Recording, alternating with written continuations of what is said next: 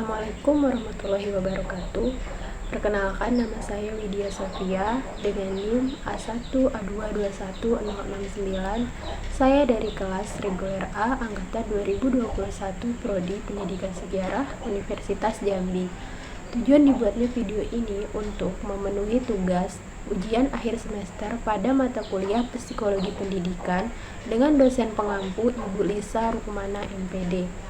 Dibuatnya video ini, saya akan membahas materi mengenai belajar dan mengajar dalam perspektif psikologi dengan pendekatan holistik beserta penjelasan teori dan contoh kasusnya. Bagaimana sih perspektif psikologi dalam belajar dan mengajar? Perspektif psikologi dalam belajar dan mengajar merupakan proses yang kompleks yang melibatkan berbagai faktor dan dapat dianalisis melalui pendekatan holistik. Pendekatan holistik mengakui pentingnya memahami individu sebagai keseluruhan yang kompleks dengan mempertimbangkan aspek fisik, emosional, kognitif, dan sosial dalam belajar dan mengajar.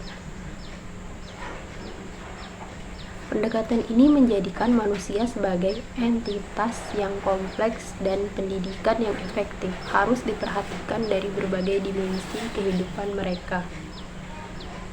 Pendekatan holistik merupakan sebuah teori yang menuntut para pengajar memberikan materi atau bahan ajar secara utuh, tidak terpotong-potong. Selain itu, para pengajar juga dituntut untuk memberikan pembelajaran yang bervariasi, sehingga dapat memberikan kenyamanan dan kemudahan peserta didik menerima pelajaran dan tidak jenuh dalam proses pembelajaran. Holistik mempunyai tujuan untuk membantu mengembangkan potensi individu dan dalam suasana pembelajaran yang lebih menyenangkan dan menggairahkan, demokratis dan humanis melalui pengalaman dalam berinteraksi dengan lingkungannya. Melalui pembelajaran holistik, peserta didik diharapkan menjadi dirinya sendiri atau learning to be. Dalam arti dapat memperoleh kebebasan psikologis, mengambil keputusan yang baik, belajar melalui cara yang sesuai dengan dirinya, memperoleh kecakapan sosial, serta mengembangkan karakter dan emosionalnya. Di dalam belajar dan mengajar, pendekatan holistik menekan integrasi antara berbagai disiplin ilmu, pengalaman, dan aspek kehidupan sehari-hari. Adapun teori-teori yang mendukung pendekatan holistik dalam belajar mengajar yaitu sebagai berikut. Yang pertama ialah konstruktivisme. Teori konstruktivisme berpendapat bahwa pembelajaran adalah proses aktif yang melibatkan konstruksi pengetahuan oleh individu berdasarkan pengalaman dan pemahaman mereka sendiri. Pendekatan holistik mengintegrasikan pengalaman fisik, emosional, dan sosial dalam pembelajaran untuk menciptakan pemahaman yang lebih mendalam dan berarti. Yang kedua yaitu inteligensi atau kecerdasan majemuk.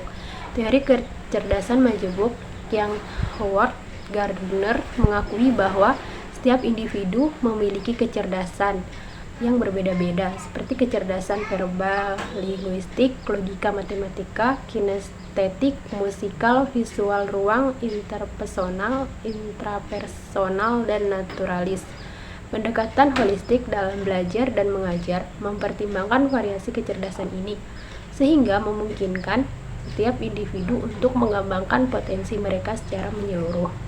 Yang ketiga yaitu pembelajaran kontekstual. Pendekatan holistik juga menekankan pentingnya pembelajaran dalam konteks yang berarti bagi individu. Proses belajar dan mengajar harus terkait erat dengan situasi nyata, bagaimana pribadi dan tantangan kehidupan sehari-hari. Melibatkan konteks yang bermakna dalam pembelajaran dapat memperkuat pemahaman dan motivasi individu untuk belajar. Yang keempat, pendekatan keseimbangan. Pendekatan holistik dalam belajar dan mengajar juga mencakup pemahaman tentang pentingnya keseimbangan antara fisik, mental, dan emosional individu.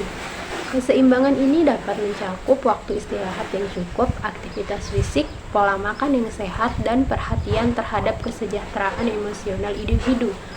Dalam konteks belajar, keseimbangan ini dapat meningkatkan fokus, konsentrasi, dan retensi informasi. Yang kelima, yaitu pembelajaran seumur hidup. Pendekatan holistik menganggap bahwa belajar adalah proses seumur hidup yang terus-menerus, bukan hanya terbatas pada lingkungan formal seperti sekolah atau perguruan tinggi.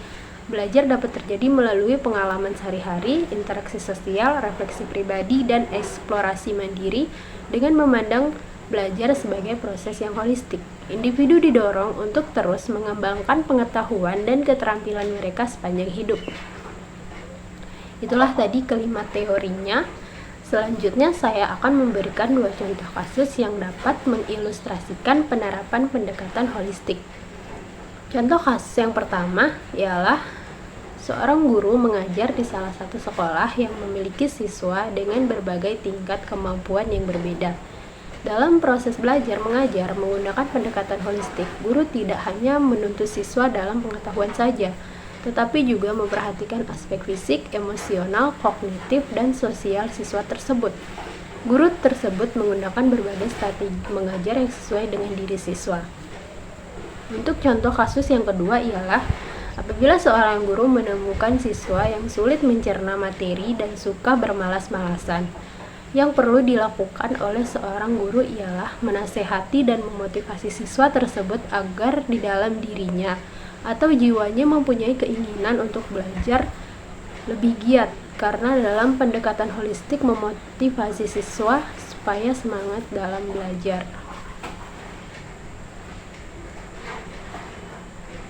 Itulah tadi penjelasan dari saya mengenai materi belajar dan mengajar dalam perspektif psikologi pendidikan dengan pendekatan holistik beserta teori dan contoh kasusnya.